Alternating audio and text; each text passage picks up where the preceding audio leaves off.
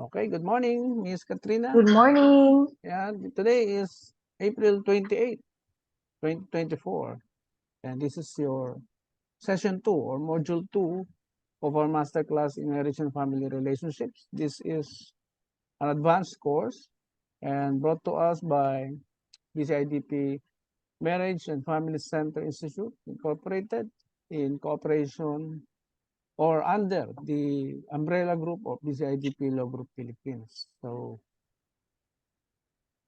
I hope na-recall mo lahat ng pinag-usapan natin last time. Can we have a short review? Yung hindi ko makakalimutan na sinabi mo po, sir, last time we talked, is that normal sa mag-asawa, hindi normal sa mag-asawa yung nag-uusap. Yes. At hindi normal yung At nag-aaway. hindi normal yung nag-aaway. Yan, very Kasi good. lahat naman ng problema ay talaga namang may solusyon at kailangan pag-usapan. Kasi usually, pag nagka-counseling kami, parang na-relate ko lang din sa trabaho namin. Yun yung laging sinasabi namin, na normal lang yan na nag-aaway. Kasi wala namang perfect marriage, wala namang perfect relationship, wala namang perfect na tao. Pero medyo nag-strike sa akin yung sinabi mo po na normal yung nag-uusap. Tama nga naman. Kasi pag hindi nyo pag-usapan, wala talagang mangyayari. Yun nga sinasabi na talking versus communicating. Siyempre, communication is a two-way process. Kung yung isa lagi lang magsasalita at wala namang nakikinig, wala talagang mangyayari. Tama. Parang yun yung parang strike talaga sa akin sa session natin, ang session 1. Very good, very good. How about yung perfect marriage, narinig ko sa'yo kanina na walang perfect marriage. Yan ang pag-uusapan natin today. Na mayroong perfect marriage. Okay. Talaga. Hindi ka lang nakakakita siguro. Siguro nga. Hindi mo lang sila nami-meet, no? Okay po. Kasi ang mga nasa perfect marriage ay mga tahimik lang. Tama nga naman. Nakikita mo na lang na nag-glow yung kanilang relationship. Nakikita mo na lang na very sweet sila sa isa't isa. At hindi lang yan. Yumayabong ang kanilang buhay, yung kanilang pagsasama. Tahimik lang kasi sila. Sabagay, oo. Oo. Alam mo, isang example ng pero mamaya ko muna sasabihin sa'yo yung mga artistang nasa perfect marriage. Dahil Okay po. i-define ko muna sa'yo yung salitang perfect.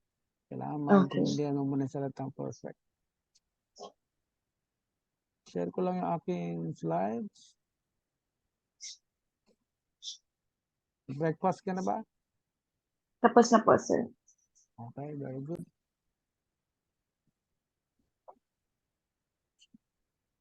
So, ito ang ating module 2. Introduction to Marriage Law according to the Family Code.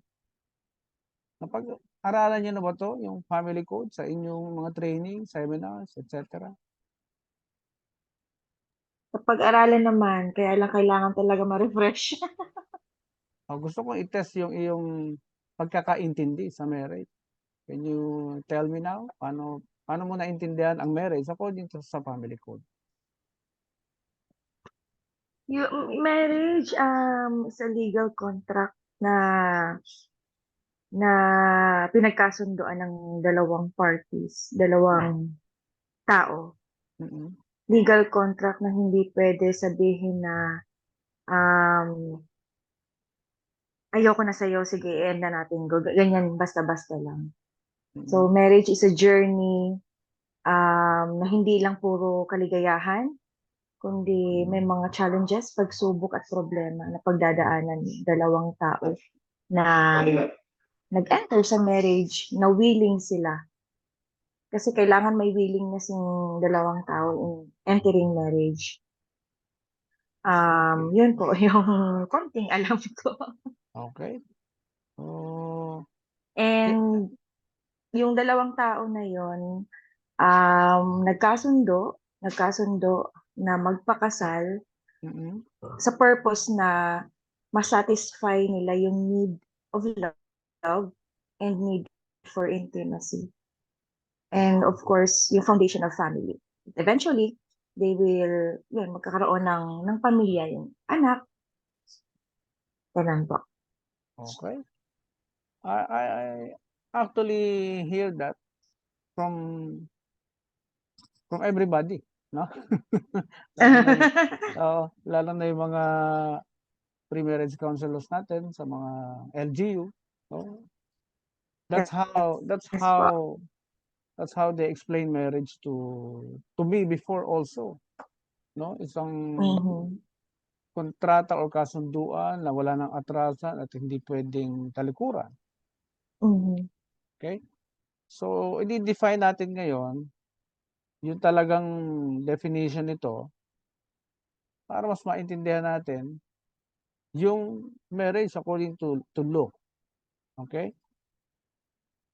According to Socrates, naalala mo si Socrates? Do you know him? Narinig ko. Narinig mo na. Nakalimutan ko na po, sir. Pasensya. Socrates is one of the Greek philosophers. Kasama niya yung tatlong big Greek thinkers who changed the world. Si Socrates, Plato, and Aristotle. Those are the big names in the Western philosophy. Na yung kanilang mga ideas, yung kanilang mga thought-provoking questions ay nagsilbing guide ng Western world para i-organize ang kanilang mga thoughts and actions all throughout the centuries and even from generation to generations. Yung mga ideas na iniwan nila ang nagpapatakbo ng buhay ng halos buong Western world. Although pag pinag-aralan mo din yung Eastern world, yung three big names naman sa Eastern world, who is Buddha, Lao Tzu, Mhm. and Mhm. Confucius. Those are the three big names also in the Eastern world. Yung sa Western world are Socrates, Plato, and Aristotle. Yes po. Yan. So, yung mga ideas nila na yan, ang naghubog sa now we call Europe and America. Mhm. Europe, pag ginugel mo, napakaraming member states yan. Kasama dyan yung mga United Kingdom, yung Bulgaria, everything in Europe. So, napakaraming bansa niyan. They are called Europe. Mhm. No? Ang Amerika ay hindi part ng Europe. Although, pag pinag-aralan mo pabalik yung history, ang ideas or ideology ng mga Greek philosophers gaya ni Socrates, Aristotle, and Plato ay nakarating sa Amerika. Sila halos yung nag-enforce o nag-implement ng mga ideology ni Socrates, kagaya ng democracy, no? Socrates and Plato developed the concept of democracy or demokrasya.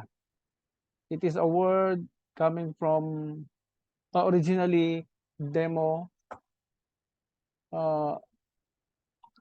Ang spelling niyan DEMOCRATIA. Yun ang original spelling niyan, demokrasya. Which means, alam mo yung meaning niyan? Naalala mo? Naalala mo yung meaning? Katrina? Hindi po, sir. Hindi. Power of the people. Naalala mo na. Demokrasya means power of the people. Yung tao ang may karapatang pumili ng kanyang leader o presidente sa bansa. Democracy din ang tawag sa rights na pinanggagalingan ng mga nai-enjoy natin galing sa batas. Okay? Ibig sabihin, freedom to choose. yes, Ibig sabihin, yung rights na nai-enjoy natin ay galing sa mga batas na ginawa ng Kongreso o ng Senado. Okay? Kaya nga, yung konstitusyon ng bansa is above everyone else. No one is above the law. Alala mo? Naririnig natin lagi yan, di ba? Na kahit yung presidente ay kahit na niluklok siya natin doon ng mga tao, wala siyang rights para i-violate ang konstitusyon ng bansa. Okay? Dahil siya mismo ay expected ng konstitusyon na sumunod dito at i-enforce. Siguraduhin na maibigay sa bawat citizen na Pilipino yung mga rights na nakalagay sa ating konstitusyon. Kagaya ng Bill of Rights. Sa Bill of Rights, obligado tayong i-memorize yun. Obligado tayong tandaan. Kasi pag hindi mo alam yan, some abusive people will take advantage of you. Okay? Because your ignorance will allow people to take advantage of you or oppress you. Your ignorance. Kaya sa larangan ng marriage, kailangan mas maintindihan natin to para maituro natin ng tama. At maintindihan din ng mga nagkaasawa na ganun pala ang marriage. Hindi basta-basta isang kontrata lang na pinirmahan, kundi may mga legal consequences na naka-attach dito. Okay? So, let's check this marriage definition from the family code. Pakibasa mga, ay teka, hindi ko lang na-share. Share screen.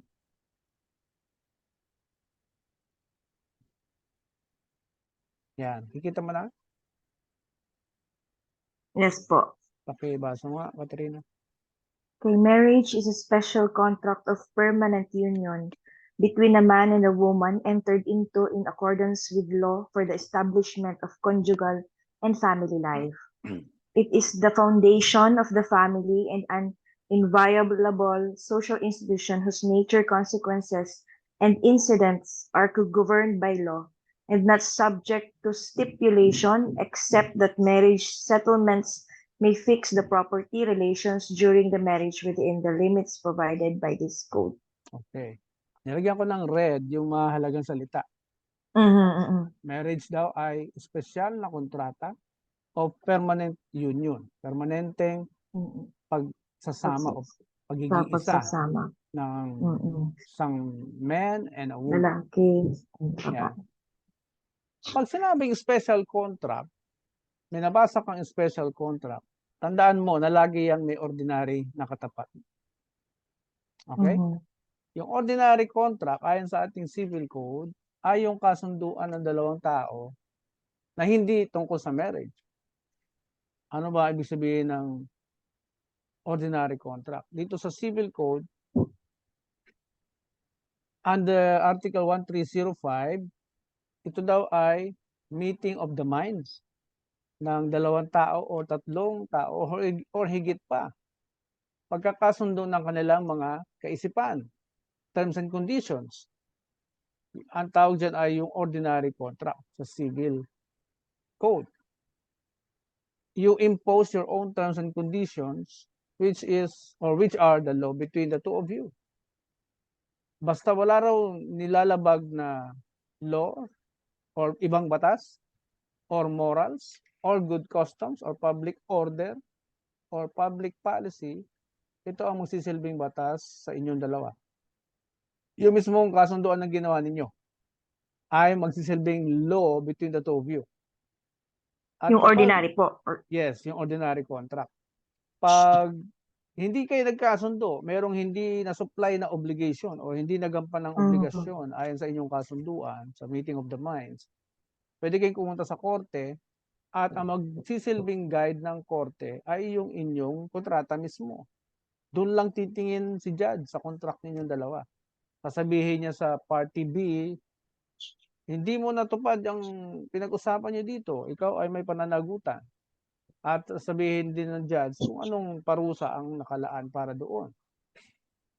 sa hindi pagtupad sa usapan.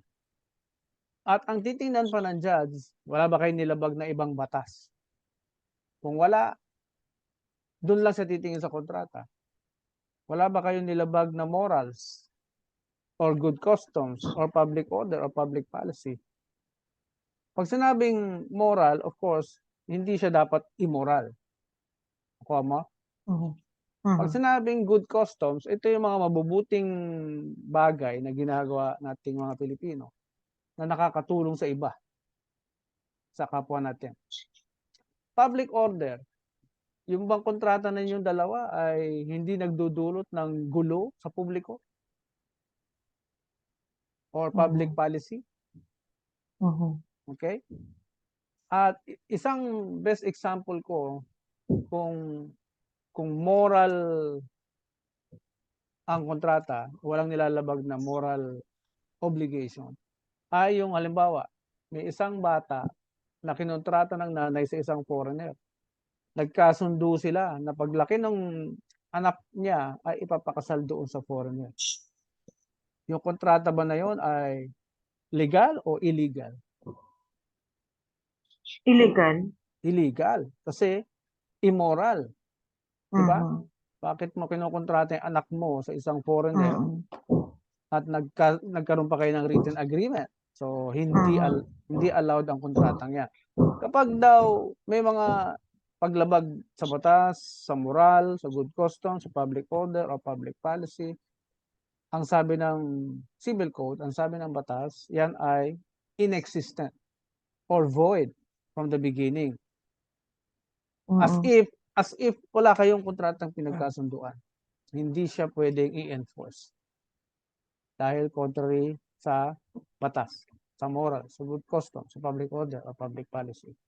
Nariyan yan sa Article 1306 sa Civil Code. Okay? Yan po ang definition ng ordinary contract. Now, puntahan natin yung special contract, which is yung marriage daw. Marriage daw yung special contract. Pakibasa mo nga, Katrina. The contract is? Yung special contract, sir? Yes. The contract is special contract because it is an inviolable social institution whose nature, consequences, and incidents are governed by law and not subject to stipulations. The law itself governs your marriage, not your attitude, habits, vices, or beliefs about marriage, etc. You cannot impose your terms and conditions. The laws are to be complied unconditionally. Ayan. Thank you. Special siya dahil yung kontrata mismo, special. Bakit special? Hindi daw kasi ito kagaya ng ordinary contract na pwede nating ipasok yung ating terms and conditions. Okay? It's an inviolable. Ibig sabihin, hindi pwedeng tibagin ng sino man. Social institution siya, pero hindi siya pwedeng tibagin ng sino man. Na ang kanyang nature, consequences, or incidents, lahat ng mangyayari mula dyan sa special na kontrata na yan ay governed by law. Ibig sabihin, yung law ang magsasalita sa inyong dalawa. Okay? Yung law, anong law in particular? Yung family code. Family code of the Philippines. Yes. Kung ano nakasulat niya sa family code, yan ang masusunod. Hindi yung ating mga kagustuhan. Kaya nga sinabi hindi dito. Yung pinagkasunduan. Yes. Governed by law na yung mga incidents, consequences, and nature na mangyayari pagkatapos niyong magpakasal. Or from the day na pinirmahan niyo ang marriage contract. Okay? And not subject to stipulations. Yan yung terms and conditions natin. Ano ba yung terms and conditions natin? Yung attitude natin tungkol sa asawa natin. Yung mga habits natin nung tayo ay binata, dalaga pa. Mga bisyo natin nung tayo ay dalaga at binata pa. No? Or paniniwala natin tungkol sa marriage. Kung hindi naka-align dito sa sinasabi ng family code, yung ating paniniwala sa marriage, yan ay hindi allowed or hindi pinapayagan ng batas. Kung ano man yung paniniwala natin. Kung paano tayo tinuruan ng magulang natin. Pag sinabi ng magulang natin na, ay, Huwag kang maniwala sa perfect marriage kasi kami nga lang ng mommy at daddy mo naghiwalay, eh. Di ba? Pwedeng sabihin sa'yo ng parents mo yun.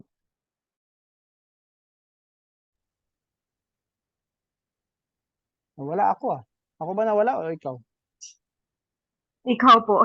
Ako? Saan yung last na narinig mo? Ano yung last? Yung mga magulang natin na sinasabi na no perfect marriage kasi nga kami nga ng tatay mo naghiwalay, parang gano'n. Yun, ayun. Pag tinuruan ka ng parents mo ng gano'n at tinanggap mo at naging basihan ng iyong paniniwala, hindi siya uubra. Mhm. Hindi mo siya Oo. pwedeng i-debate sa korte, eh. Judge, ito kasi sabi ng parents ko, eh. Hindi ubra Oo. yun. Hindi ubra. Okay? So, you cannot impose your terms and conditions. Yung mga sasabihin mo sa asawa mo na pinakasalan mo kung sugarol, magtiis ka. Pumatol ka sa maldita, edi magtiis ka. Yan yung mga personal nating terms and conditions na hindi na kailangan ipasok o bitbitin sa marriage. Naintindihan mo? Yes po. Yun. Ang part lang ng family code na pumapayag ang law na ipasok natin yung ating terms and conditions ay yung prenuptial agreement. Okay? Sa prenuptial agreement, magdidesisyon ang couple, pinapayagan ng batas ng family code na magdesisyon si husband or si wife kung dadalhin nila sa marriage yung kanilang mga pag-aari bago sila nagkita. Halimbawa, Mm, mm. may isang sikat na artista, yumaman, ang dami niyang assets. Tapos nagpakasal sa isang politiko na marami ding assets. So, pag wala silang prenuptial agreement at nangailangan yung institusyon, yung marriage, nangailangan ng pondo para bayaran yung mga obligasyon, kung halimbawa, obligasyon, pwedeng makuha sa ari-arian ng babae bago siya kinasal. Kasama yung kanyang mga minana. Perfect example ko lagi dyan si Kiko at si Sharon.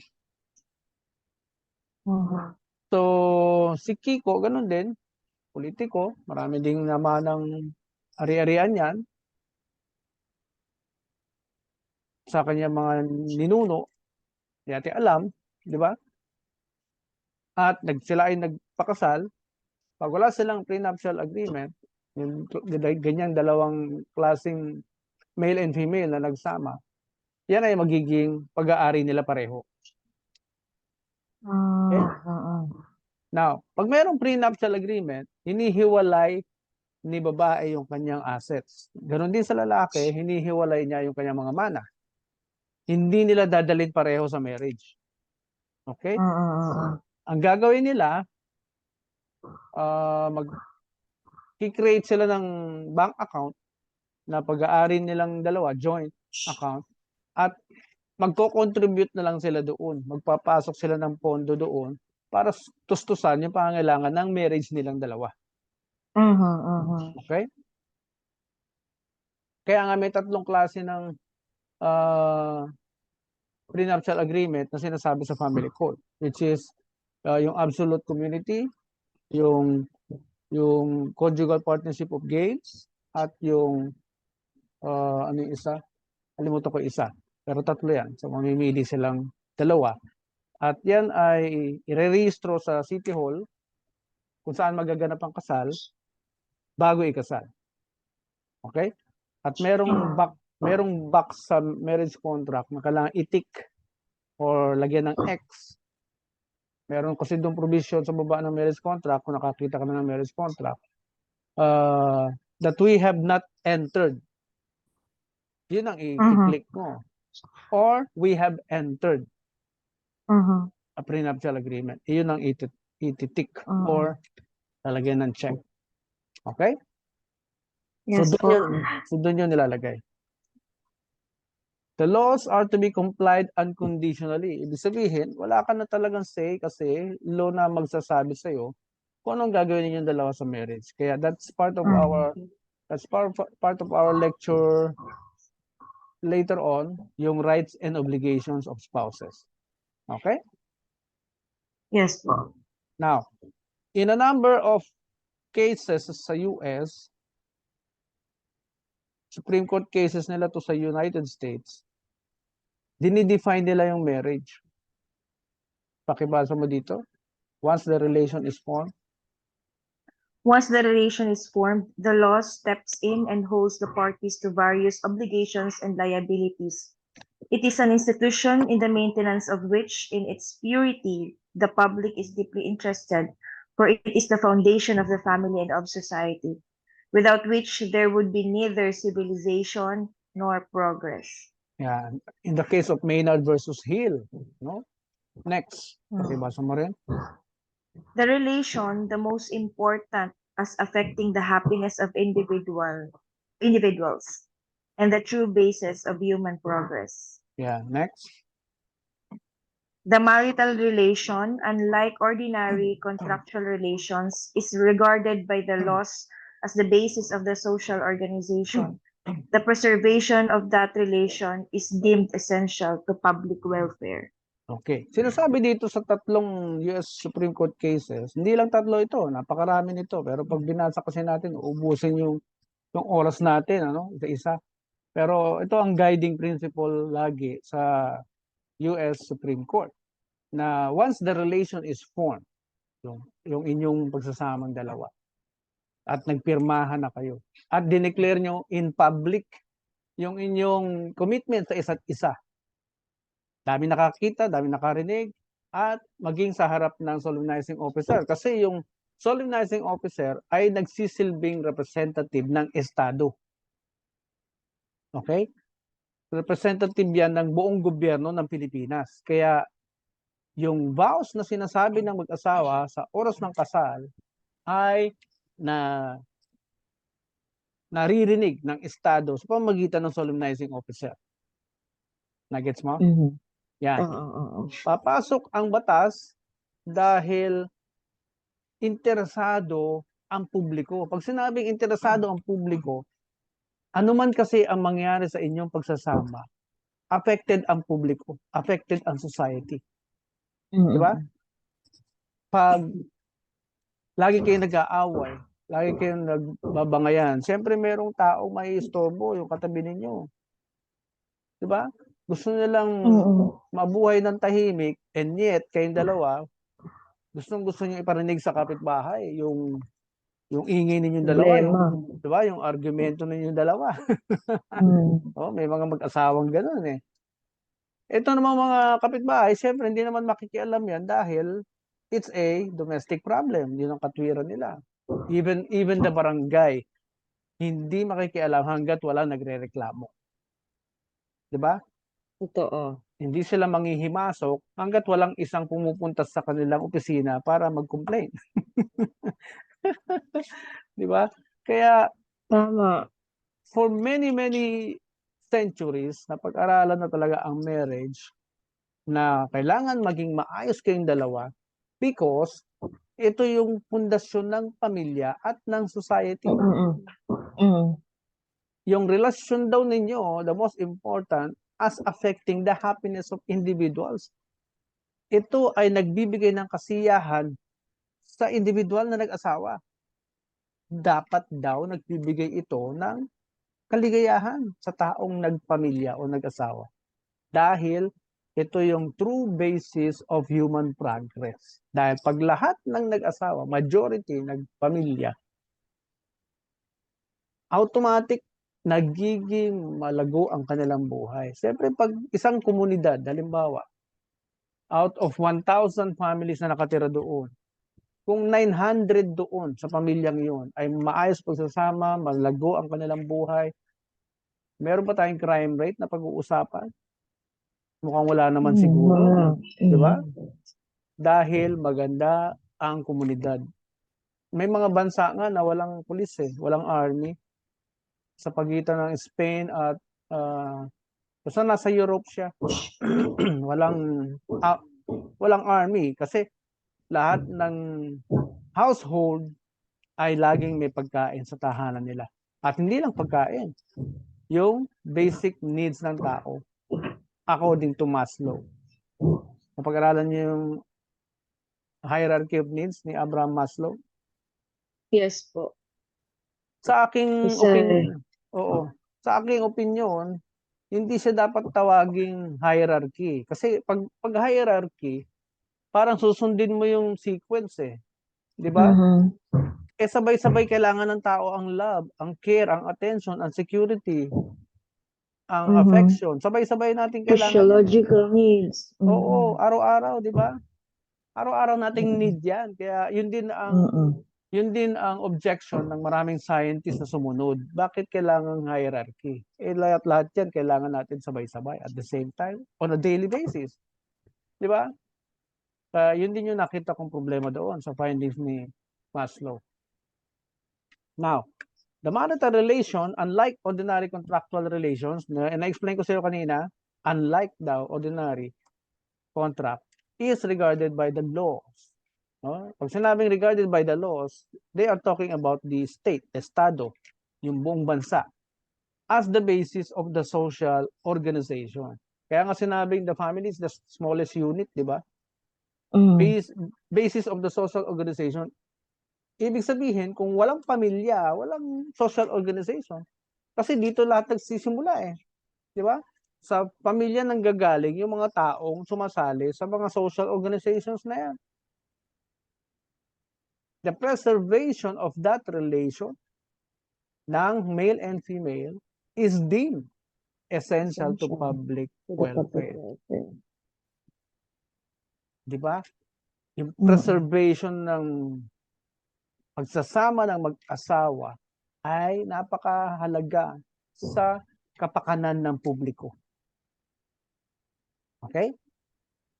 Okay. Ako naniniwala dyan kasi syempre sa CSWD ang dami namin mga clients, di ba, na Mm-mm. pareho ng mga CICL, children in conflict with the law, mga children Yeah. at risk. Yes. Babalikan at babalikan namin lagi yung klase ng pamilya mayroon itong mga kabataan na to. And based on our assessment, Mm. karamihan talaga is they come from Dysfunctional. dysfunctional families. Dysfunctional. Yun. Yes. Matagal na Opo. pinag-aralan, matagal nang in-study yan kahit saan that Opo. Opo. that 99.9% of our social ills emanated from the family. Emanating from the family. Eh, ang China, hindi naniniwala dyan. Yung mga bansang komunista, they don't believe in that. Bakit? Eh, alam nila na mayroong much better idea para lumago ang kanilang bansa. Hindi sa pamilya nagsisimula ang paglago ng bansa. That's what they know. Mhm. No? Mhm. That's why hindi foundation sa kanila ang pamilya. Sa mga bansang demokratiko kagaya ng US at tayo, pamilya ang tinuturing nating pundasyon, sandigan ng bayan. Okay? Eh, minsan pinag-aaralan ko din eh, siguro dahil kagaya din ng Japan, hindi naman democratic country yan eh. They are still imperial or monarch government na isa lang nasusunod. Tahimik nga lang. Hindi kasali sa konstitusyon nila yung phrase na family is the foundation of the state. Wala silang ganun. Kaya siguro naisip din nila, eh nakakapagod naman bantayan yung individual. Nakakapagod turuan yung individual na magpakatino. Tapos later on, magdidesisyon ng iba, ng taliwas sa kanilang mga tinuro. Di ba? Para mabawasan tayo ng sakit sa ulo, sa katuturo sa mga yan, eh hayaan natin sila. Maggawa na lang tayo ng divorce law.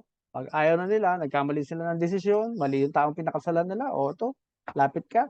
Kaya mabilis ang divorce sa Japan. Punta ka lang sa bintana Mhm. nila, punta ka sa window nila sa City Hall, bibigyan lang kayo ng 1 month. Balik kayo uli, pag-isipan nyo yung desisyon niyo. Na Oo. O, hindi makikialam talaga ang Estado sa mag-asawa. Ayaw niyo na sa isa't isa, gusto niyo na maghiwalay, okay. Pirmahan niyo to, fill-upan niyo to, then come back after 1 month. Pag hindi kayo nagkaayos pa rin, bibigyan namin kayo ng divorce certificate. Ganun lang daw kasimple. Ganun kabilis ang divorce sa Japan. Sino nagsabi sa akin? Di yung mga kababayan natin. mga kliyente namin sa divorce recognition, pinapa-recognize nila yung divorce nila galing sa Japan. Sila mismo nagsasabi, ganun lang kadali. Punta lang sa City Hall. Okay? Now, nabanggit ko sa iyo kanina, si Socrates, nasabi niya, the beginning of wisdom is the definition of terms. Di ba dinefine natin yung marriage? Di ba mas naintindihan mo ngayon yung marriage, Katrina? Opo. Kasi kailangan natin i-define muna. Bago tayo makakapagturo kung ano yung marriage, dapat alam natin yung definition. Oo, naku, magugulat yung mga kasamahan mo nito. Magiging mahusay ka na magturo ng marriage. Di ba? Hindi naman, sir. Masashock sila. Saan mo natutunan yan? Di ba? Hindi natin... di ba? Hindi naman na-explain sa'yo ng ganyan yan before? Ang sikreto pala... Hindi talaga po. Talaga. Oo. Ang dami hindi nakakaintindi niyan. Kaya kami nagka-idea, kaya ako nagka-idea na i-conceptualize ang masterclass na ito. Sa tagal ba naman na experience ko sa law office, sa dami ng annulment of marriage cases na hinawakan namin, talagang hindi ako pumayag na normal ang paghihiwalay. Ang unang problema hinanap ko, kaya naman pala marami or mataas ang statistics ng ating separation or broken families because hindi naintindihan yung marriage ng couple mismo. Sino ba may obligasyon para ipaalam sa couple yung tunay na meaning ng marriage? Di tayong mga counselors. Diba? Pag tayo mismo, hindi natin naintindihan yung marriage, para natin may tuturo ng tama. Tama, Hindi natin may tuturo ng tama yan kung tayo mismo sablay yung understanding sa marriage. Okay? Kaya yung tamang edukasyon ay napakahalaga sa isang tao at tamang pag-unawa sa part niya, sa part na tinuruan natin para makagawa sila ng tamang desisyon. Pag sinusubok na sila later on, pag tinetest na yung kanilang pasensya, tinetest na yung kanilang paniniwala later on. At alam mo kung kailan tinetest yan? Mataas ang hiwalayan statistics for the first 5 years. Worldwide yan. Worldwide. Diyan tinetest ang kanilang pagsasama kung kaya nilang maging isa. Sa first 5 years.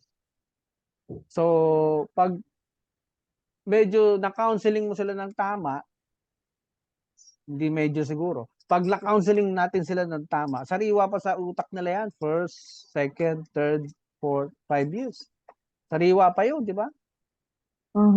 Kaya ang objective talaga ng counseling natin, supposed to be, ay ma-realize nila, teka muna, hindi pa ako handa. Matagal ko na sinasabi sa mga City Hall, sa mga LGU nakakausap ko, huwag tayong basta bigay ng marriage license. Hindi porke karapatan nilang mag-apply ng marriage license, ay ibibigay na natin kagad. Pag hindi tama ang mentality niyan sa marriage, hindi tinutuloy yung pagbibigay ng marriage license. Yun ang dapat na sinecheck natin. Tama ba yung pagkakaintindi niya sa marriage? Ready na ba siya talaga? Gaano ba siya ka-ready? Kasi marami nag-aasawa na porke may trabaho, ready na siya sa marriage. May trabaho. Porket diba? matagal na. Yeah. 10 years na po. 10 years na po kasi kami, blah, blah, blah, di ba? Nagiging basis to decide to get married. To enter. To enter into marriage, di ba? Kaya ang objective lagi ng mga City Hall na yan ay ipaunawa sa applicants yung tunay na kahulugan ng marriage para pag at the end of the day, paglabas nila ng counseling room, ma-realize nila, teka muna, hindi ko pala kaya iwanan yung bisyo ko. 'wag muna tayong pakasal. Ha? Mhm, Teka mm. muna, pinamanahan ako ni tatay ng mga manok, eh, kailangan kumita 'tong mga manok na 'to dahil mga buhay pa, hintayin nating mamatay lahat, matalo lahat bago ako mag-asawa, 'di ba dapat gano'n yung ma-o-open up sa mind ng applicants ng marriage license. Mhm. Ma-realize nila, "Teka, hindi ko pa kaya 'to, 'wag muna tayong magpakasal." Eh, mga City Hall basta nag-apply bigay lang ng bigay, basta dumaan lang sa counseling, may attendance tapos na, eh, Hmm, 'di ba? totoo. Oo, dapat paglabas nila ng pintuan, ma-realize nila. Alam mo ba sa Vatican, nabanggit ko na ba sa'yo? Sa Vatican 6 months yung counseling. Ah, talaga? Yeah, at bago matapos yung 6 months, dahan-dahan na silang nauubos. Mm. Dahan-dahan silang nauubos. Sino nagsabi sa'kin yan, yung kaibigan kong pare na nandun mismo sa Vatican. Mm, mm. Dun nakatira. Inayawan lang niya dahil sa sobrang garbo ng buhay, bumalik siya sa Pilipinas. O kasi alam mo ba yung buhay ng mga pari doon, sobrang garbo, daig pa yung mayayaman. Parang prinsipe, Hmm, parang hari ang buhay nila doon. mm. Oo, hindi ko na idedetalye baka pagalitan ako. Basta sobrang garbo ng buhay nila, yeah. So, na-define na natin ang marriage, naintindihan mo na, Katrina, ang Yes po, marriage? opo. Yes po. Mas confident ka ng i-explain ngayon? Mas confident na po. Ayan, naku, masya-shock talaga mga kasamaan mo niyan. Bigla kang magiging Kami nga mahusay. kami nga, ma-share ko lang din. Hmm, Ang dati napansin ko sa amin, way back mga 2020 pababa, hmm, 2019, 18, 17, 16. hmm, Yung pre-marriage counseling na ginagawa namin parang ang bilis lang, tapos parang nagsasalita lang talaga yung counselor. Tapos later on sabi ko nung ako na yung naging officer dito sa amin by 2022, o I mean hmm, 2022, tama. hmm, Sabi ko kailangan talaga nating, um, ayusin yung pag-conduct ng pre-marriage counseling with hmm, a PowerPoint naman sana, mm. talagang yung mga sessions, yung nasa module per sessions mai-discuss ng maayos. Kasi yung Yeah. observation namin dati yung counselor namin parang shine-share na niya yung experience, yung mga negative experiences niya in life.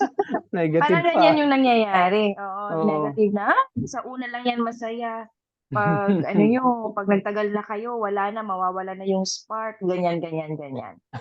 So, tapos plus na napansin ko din na sabi ko tama nga dapat mas maging maayos yung delivery namin ng mga sessions kasi ito nga yung foundation ng family, 'di ba? Yes. So, kung maganda yung pagsasama ng mag-asawa, Hmm, probably 'pag nagkaanak sila, maganda din yung discipline, yung love and yes, care na maibibigay nila sa kanilang anak. Tsaka yung yes, mga laws protecting women and children dapat maintindihan din ng mag-asawa na meron palang mga batas na ganito na nagbibigay proteksyon sa babae, sa mga anak yes, nito, ganyan. yes. So, kaya ngayon parang mas, um, pinagbubuti talaga namin yung pre-marriage counseling as much as possible. Mm, Kaso lang 1 day lang talaga yan, sir. Kaya parang grabe naman yung 6 months 'no, pero oo, kung kaya nga naman talaga natin na mas mahaba yung counseling, the better naman yes, talaga. Kasi mas eh, maganda na mas maunawaan ng mga would-be oo, couples yung kung ano yung pinapasukan nila, 'di ba? oo. Kasi Dapat hindi mga naman lang. Mm. 2 or 3 days man lang, 'di ba? Kahit papaano. Oo, yun, Hindi 2 or 3 hours. oo nga, oo. Hmm, sinita ko nga 'yan, eh, nung minsan mapasok ako sa isang LGU, nakinig ako, do'n ko nakita, eto ang problema, bakit mataas ang hiwalayan, statistics. Hindi Mm, hindi naintindihan nung counselor yung marriage. Pangalawa, Wala authority yung nagtuturo. Pag sinabing pag sinabing authority, ikaw yung nag-a-apply mismo ng tinuturo mo. Ay, nagulat ako. Mga bata yung tuturo, mga dalaga, nagtuturo ng marriage. Di ba? Doon Oo pala nga. may problema na eh. At meron din akong nakita na hiwalay. Tapos di na nag-asawa uli. So, anong hugot ang ibibigay niyan? Walang authority. Oo Tapos nga. lahat ng mga mapapait na pinagdaanan niya sa marriage ay Oo. ituturo niya. Yun ang ituturo niya. Oo. So, nasaan yung authority? Kaya meron akong librong sinulat at sinabi ko yan, sinita ko yan. Ito yung libro ko.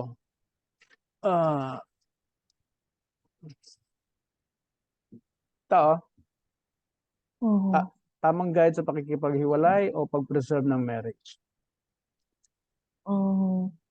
Makapal to.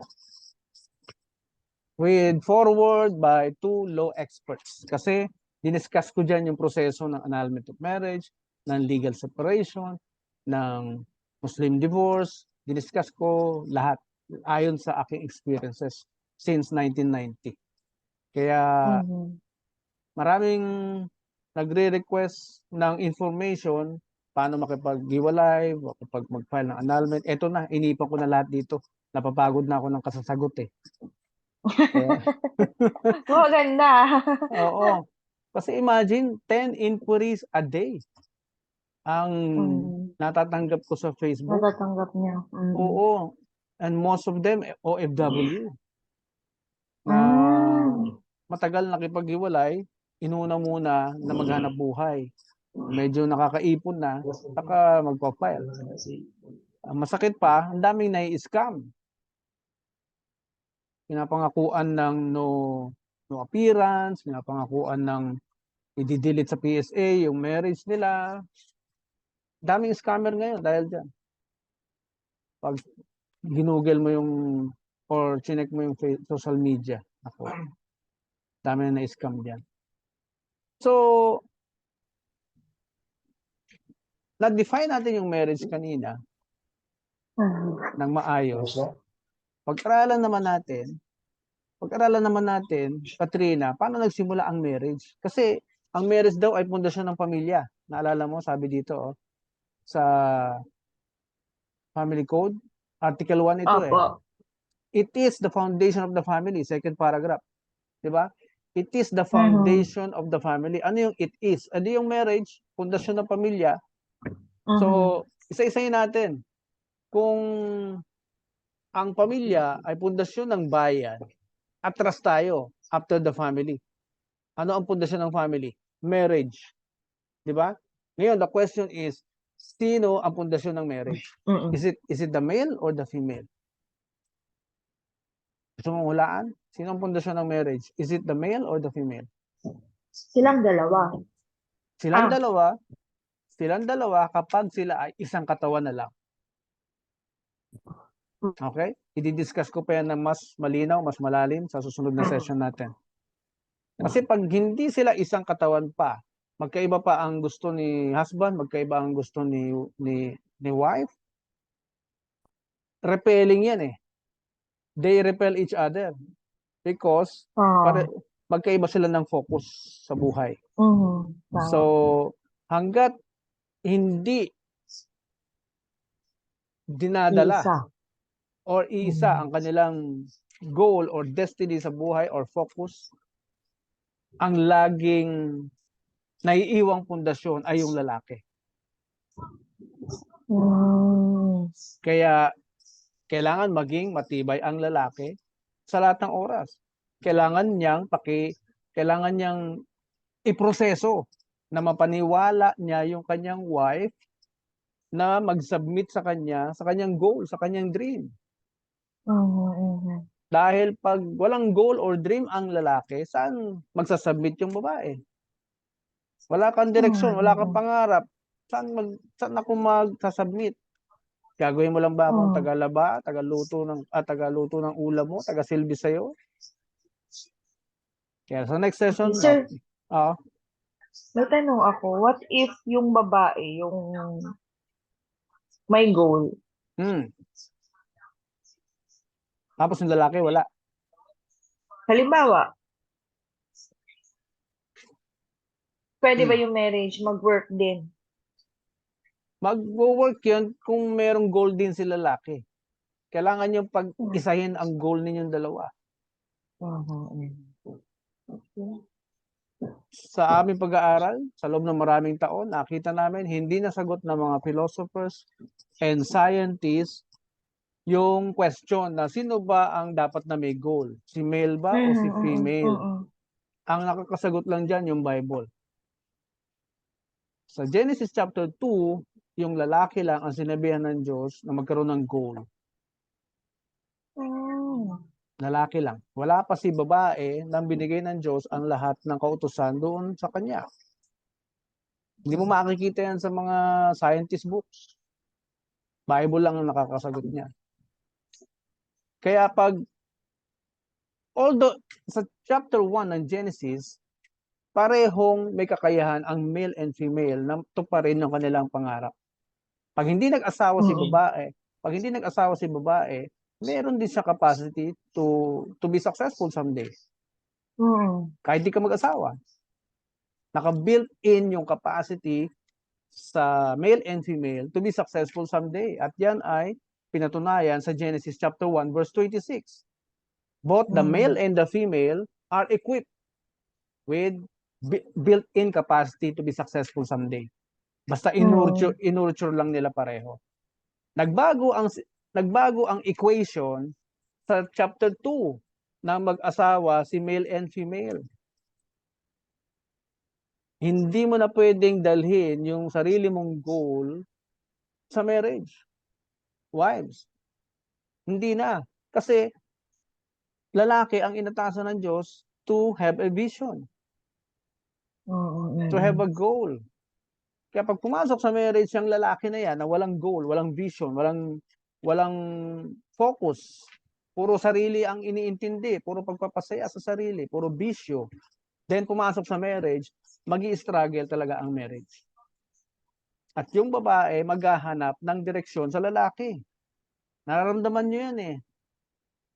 Naturally, mga kababaihan, and I'm sure nararamdaman mo rin yan before. I'm sure, kaya mo iniwanan yung ex mo dahil walang direksyon sa buhay. Walang goal, tamad-tamad, puro barkada, iniintindi. Attracted kayo sa mga lalaking confident sa sarili, masipag, at responsable, at alam yung kanyang ginagawa. Alam yung kanyang direksyon. Attracted kayo sa mga ganong lalaki, di ba? Bakit nyo nararamdaman yan? Because it's embedded in our physical body. Naka-program yan sa katawan natin. Sino nag-program? Eh, yung Diyos. Nature yan na hindi natin control, hindi natin invento, hindi natin nababago. Pero magugulat ka, why do I feel that way? Okay? Bakit gano'n ang aking pakiramdam or nararamdaman? Bakit bakit ako nagmamalfunction? Kasi yung pamilya namin, parang wala namang pinupuntahan. Paikot-ikot lang sa pagtulog, pagkain, sex, tulog, kain, trabaho, sex, tulog, kain, trabaho, sex. Paikot-ikot lang ang buhay. Nagkikreate siya ng hugis na bilog. Cycle, araw-araw. At ang hugis na bilog ay isang hugis na walang direksyon. Di ba? Kasi paikot-ikot lang. yes. Kaya yan ang struggle ng bawat marriage na nag-aasawang wala pang sariling goal. Basta makita lang nila may trabaho sila, pareho, pwede na to.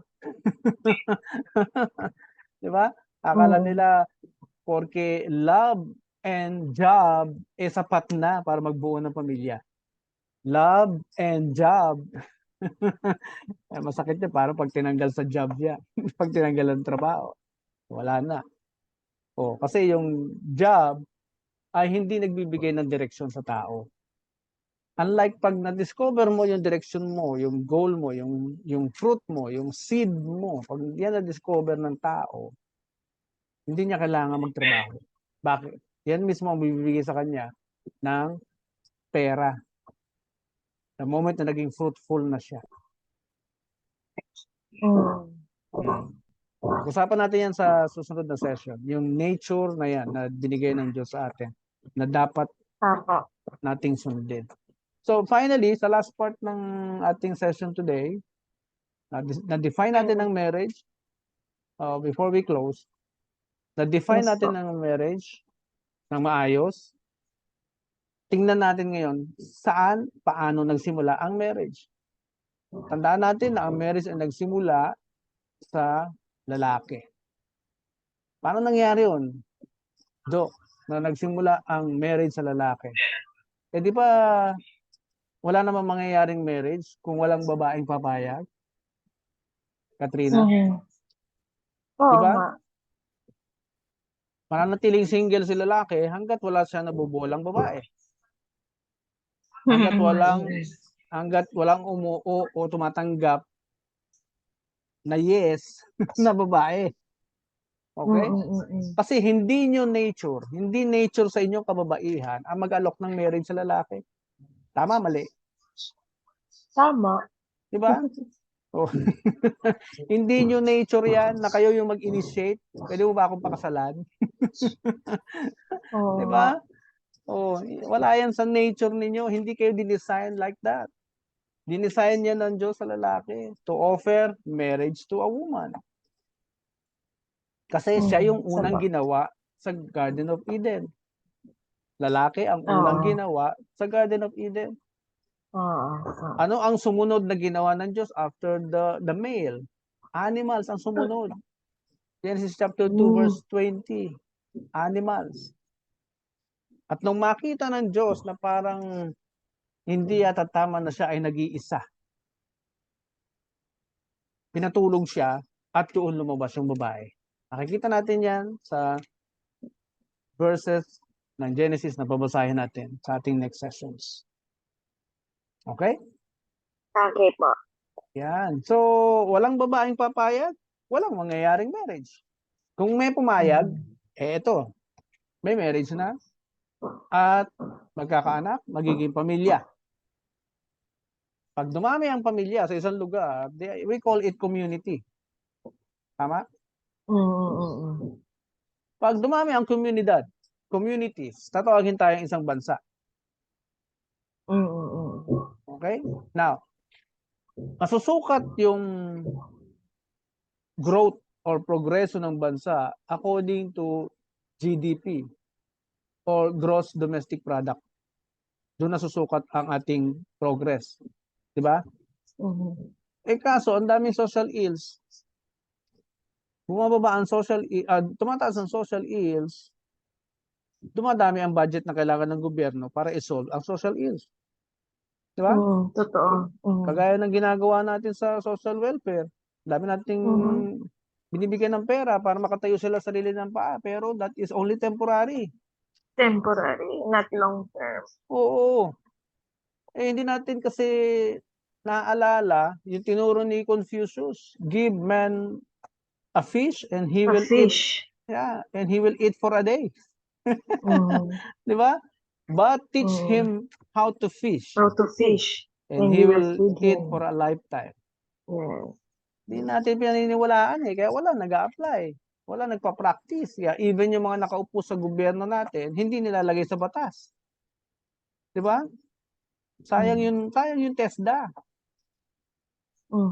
Ako nga, suggestion ko, pag vowsy cases, yung lalaki, problemado yan, kaya yan nananakit. Kailangan din niya ng tulong. Di ba? Oo. Pasok mo sa TESDA yan, at pag nakakapag-produce na yan, ewan ko kung manakit pa yan. Di ba? Yun lang naman ang problema niya. Umiinit ang ulo niya dahil hindi niya mapakain ang pamilya niya. Tapos may asawang laban ng laban. May asawang sagot ng sagot. Oh, talagang violence will happen. Kaya kahit anong pagrarally ang gawin natin sa kalye, to stop violence against women and children. Kung hindi natin tinuturuan yung mga wives na paano rumespeto sa husband, hindi matatapos ang ating VAUSI cases. Kaya ang mga behavioral scientists, bumabalik yan sa social ills. Saan galing yung social ills? Pupunta sa community. Sino itong mga taong to na gumawa ng crime? Sino itong mga taong to na nabuntis ng maaga? Sino ba ang kanilang magulang? Sino ba ang kanilang pamilya? Di ba? Umaatras tayo pabalik sa kanilang mga family. Opo. Kasi doon nagsimula ang problema. Oh, doon mismo sa male and female na nagsasama, baka malaki ang problema nilang dalawa. Nag-asawa kasi ng hindi pa buo. Kaya next session, maintindihan mo, kailan ba nagiging buo ang tao? Yan ang requirement ng Diyos bago ka mag-asawa. You must become full. Kaya maling-mali yung naririnig mong my better half, my better half. Maling-mali yun. It has to be my better full.